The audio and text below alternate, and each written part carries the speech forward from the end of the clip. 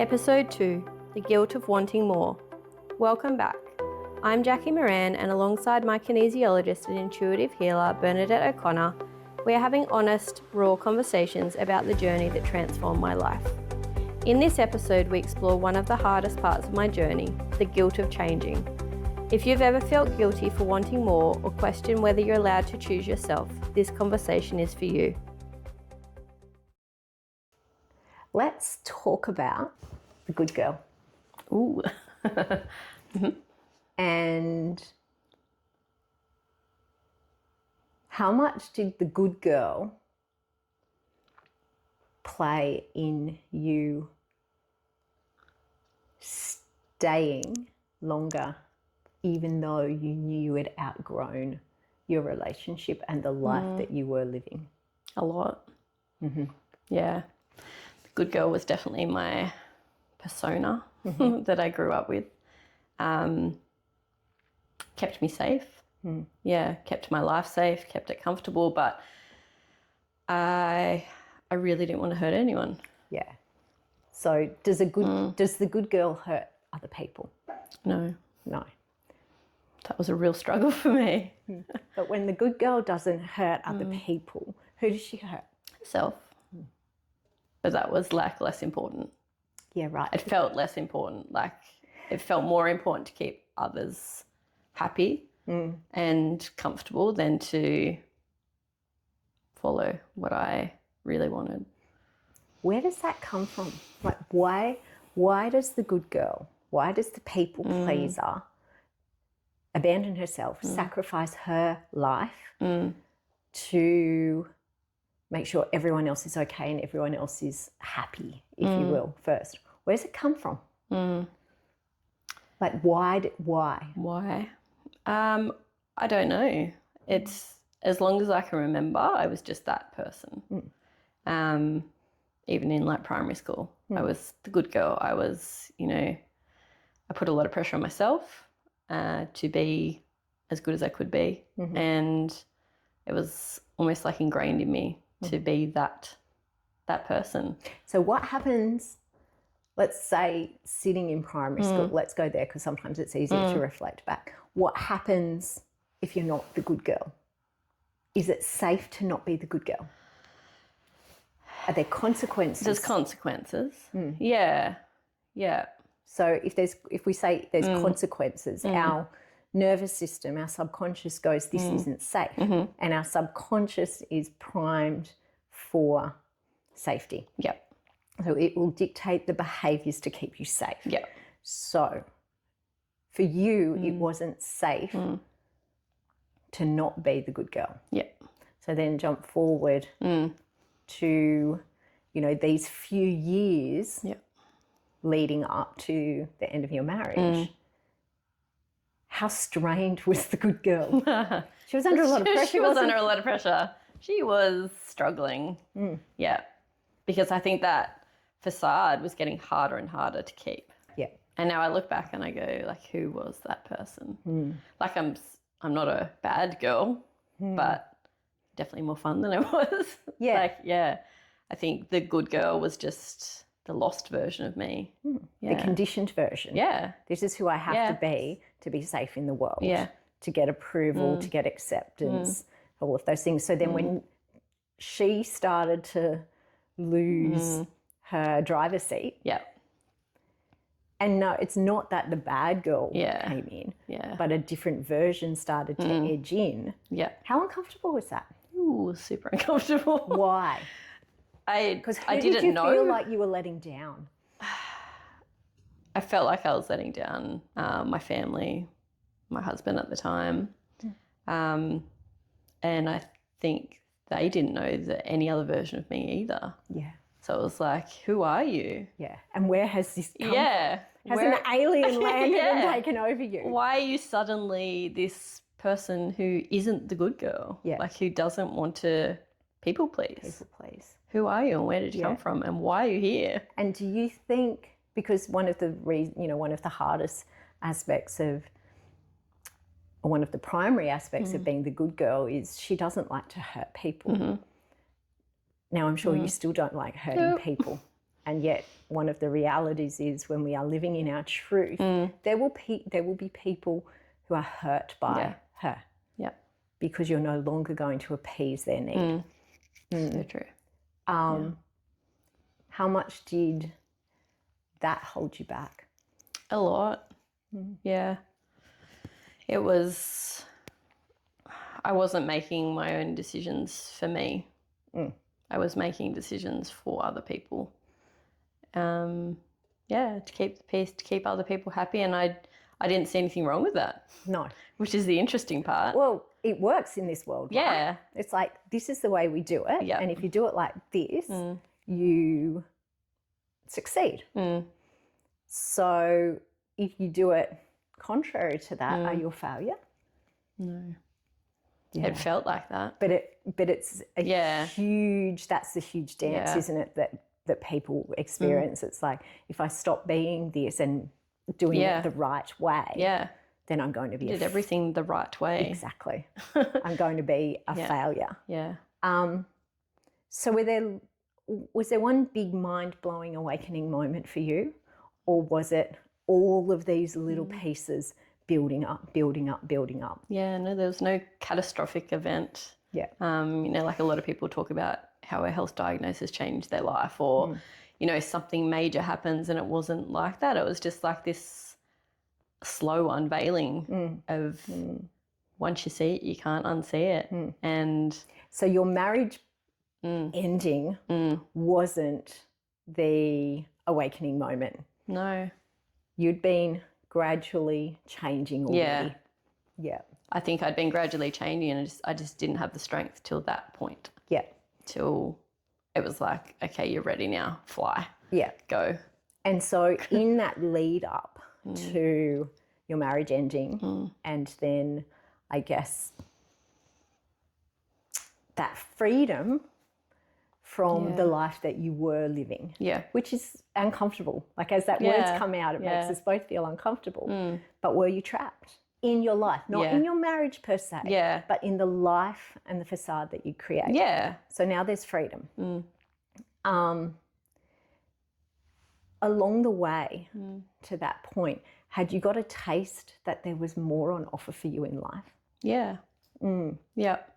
And I think I was kind of like, I'll just ignore that. I'll just, I've got to do this, and I've got my business, and I've got my son. And like, I just got laser focused on everything else because this thing of more. Yeah. It was too scary. It was too unknown.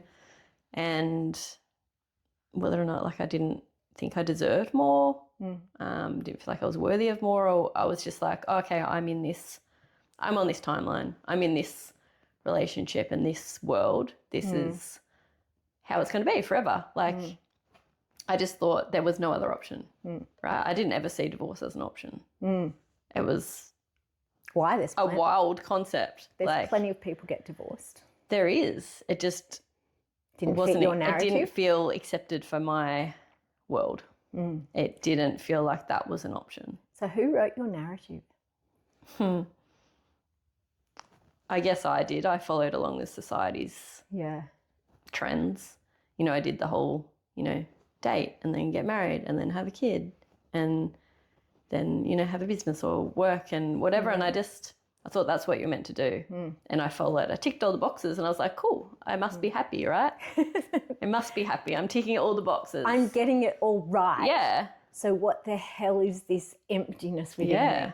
Why do I feel so empty? And when you get then a sense of more, that's not necessarily egoic, like I want more fancy handbags or I want more cool shoes, because they're only like filling a void. Oh, yeah. But when you get this sense of, it's like I'm seeing like the blinkers come off. Yeah. And Mr. Ed, the horse, just kind of like going, what is happening here? Wow, there's actually a whole world. Yeah.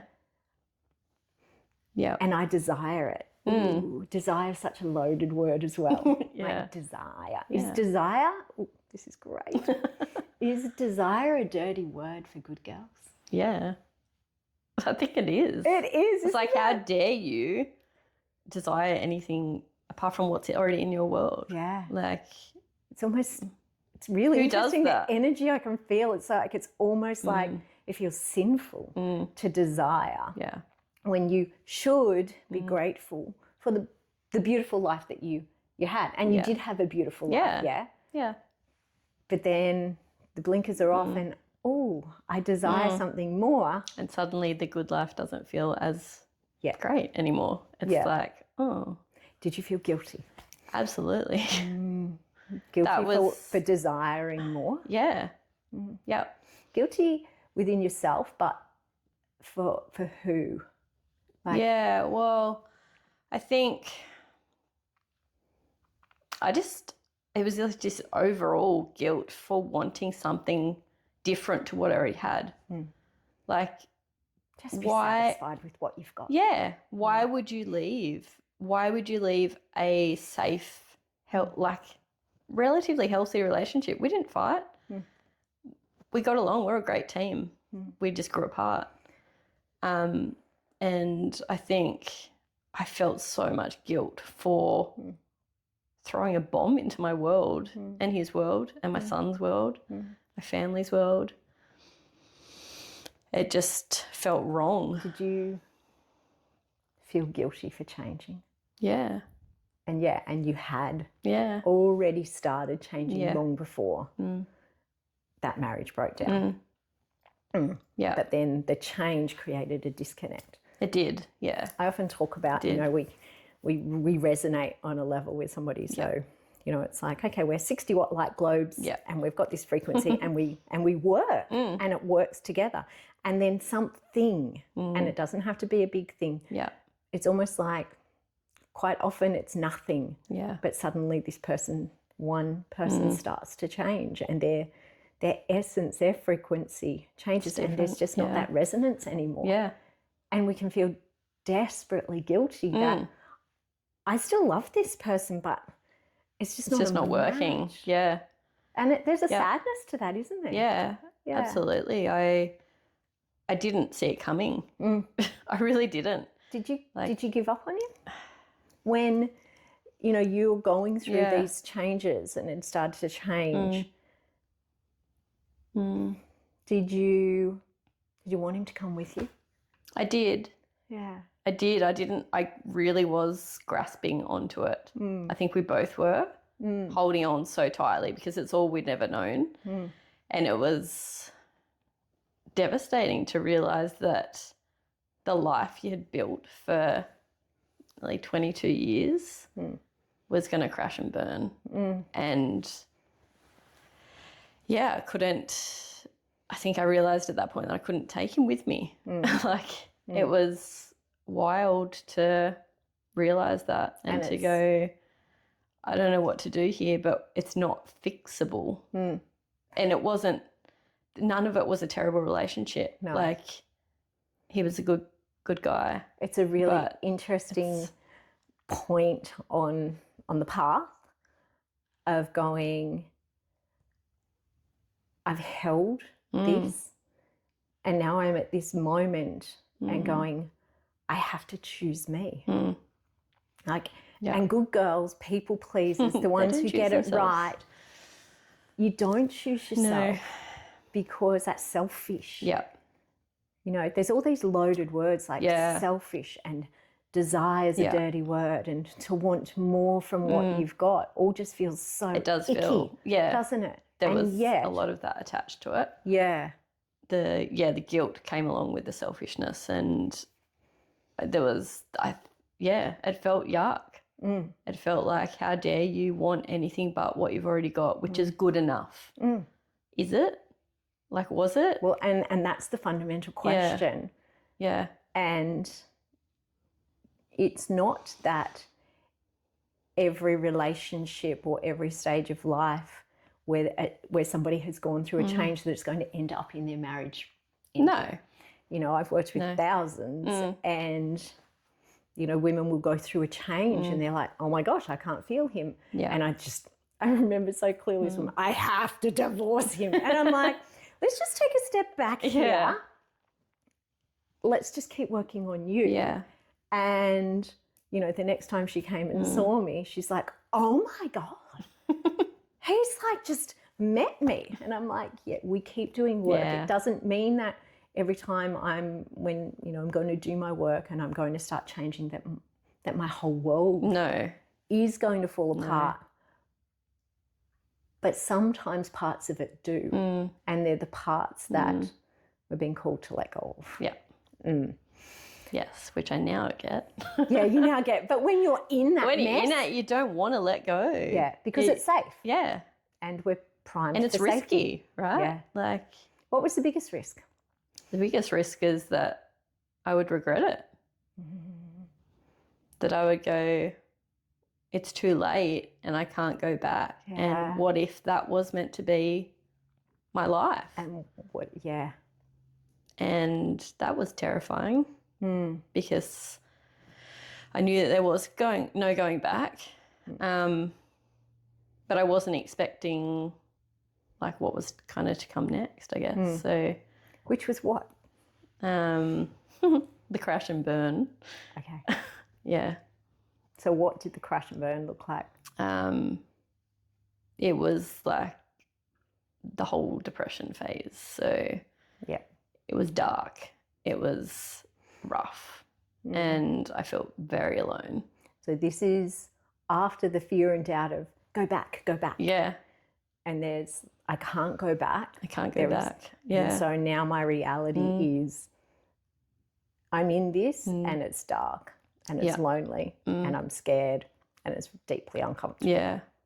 But you did have that tiny little bit of... I did, yeah. A little it would drop out from time to time, let me tell you. There were some days where it was really, really hard. And I think I was not used to being alone. We had been together like since we were teenagers, and I think I'd spent 2 nights by myself in 22 years. Wow. Yeah.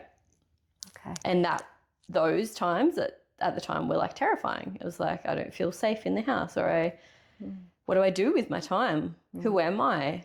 Who am I if he's not here? Yeah. And suddenly you're in it. Suddenly I was 24/7. in it all the time. And I was like, holy shit. Yeah. How do I do this? Yeah. How do I sit in the uncomfortableness of being alone with my head in a dark space? Yeah. When I was trying to relearn life. It's like I was learning how to live again. So there's almost like 2 levels going on. There's this recalibration of the outside world, like my life, where I'm in a new home, financially different, shared custody of my child. Yeah. I've got friends and family that I now have altered relationships with. But then there's this the inner world that is going through that recalibration as well. Yeah. Yeah. And it's so much fun. It was not fun. It was not fun. Why did you... So it's not necessarily fun, although it's good to have a laugh. Oh, of course. It's good to have a laugh. I still kept my sense of humour. It's good to have a laugh through it. But that recalibration of your inner being, because there's often like this perception that I go through this great awakening and suddenly I'm so connected and everything's so magical. Yeah. But it doesn't happen like that. No. You have to get used to discovering this new, and the pieces of the jigsaw puzzle have to fit in, and you have this piece that, and it's like, it doesn't fit. This isn't working. Yeah. And how do I do this? So how did you do it? Just baby steps. Yeah. Yeah. I think Were you attached to what you were becoming? Like this great awakening and this becoming of this extraordinary woman and that's sitting here now, and it was not this is what I'm working towards and this is who I'm going to be. No. It was not a thing. I was just literally, I wasn't still, maybe I still was in survival a bit. I think I knew that there was a light at the end of the tunnel. And I didn't know what that was going to be, but I think one step at a time, I just started doing little things. Like I started doing new hobbies. I became a bit of a hobby jumper. It was like, I'll try this and I'll try that. And I was doing like bungee exercise. And I had become this person of like, who am I So when you I'm were not in this exploring relationship. yourself. Yeah. I had Yeah. no idea what I liked apart from music, maybe food, like zero idea. I had just become attached to this life, to this person. We'd merged together like into one, and it was like, shit, who am I? What do I like to do? And so then you put a piece in and it's like exploring. It's like, okay, we'll try this. We'll try like this. that. And it's like, actually, that's not it's not working for me. Yeah, or I do something for a little bit and then like I still, have friends that go, oh my God, you do so much stuff. And I'm like, yeah, I'm just trying things. Yeah. Like you don't know if you'd like something if you don't try it, right? Yeah, I love that because that, the desire for more. Yeah. And again, it's like, Yeah.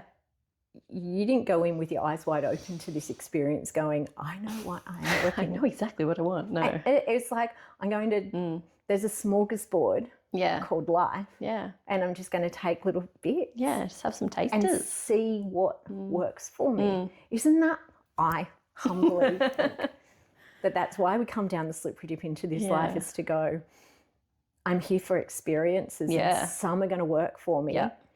And some are like, well, maybe not. Put that one back. Put that one back. Yeah. But I'll clock it up as an experience. Yeah. And now I know what doesn't work for me. Yeah. Give me one thing that didn't work for you. Just one. Because was there more than one that you tasted from the smorgasbord of life that didn't work for you? Oh, look, there was many later on, but I don't know. Like, there's nothing. People might call those like mistakes. So in our on our path, and we're trying new things and we're figuring out who we are, we might make mistakes. Yeah. God forbid. Yeah. But they're an experience. Of course. And you learn. What's a good one? What's a good one? What one comes to mind straight away? I don't know. Trying to think back to that phase.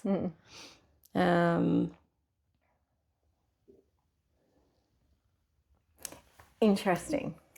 Yeah. Because as a practitioner, as an energy practitioner, you look back and at the time it could have been, oh my God, I did this. What the hell was I thinking? Yeah. That was a huge mistake. But when you learn from experiences, it neutralizes the charge around the memory. And so then it's like, I got nothing. Yeah. Because any apparent experience that had an adverse consequence, when I reflect on it, doesn't feel like that, and balance it out, it's like, it just was. Yeah. And again, isn't that life? Yeah, it's interesting. Yeah. Right. Do you still want more? Yeah. Do you feel guilty about it now? No. Ever a little bit of guilt? No. Do you ever feel guilty? Because, you're actually in the early stages of your life changing. Yeah. Comparatively. Do you ever feel guilty about walking away from the life you were living? So we might even say, you were on that timeline, if we want to be cool, use cool words. You're on that timeline. Do you ever feel guilty for jumping over onto this timeline now?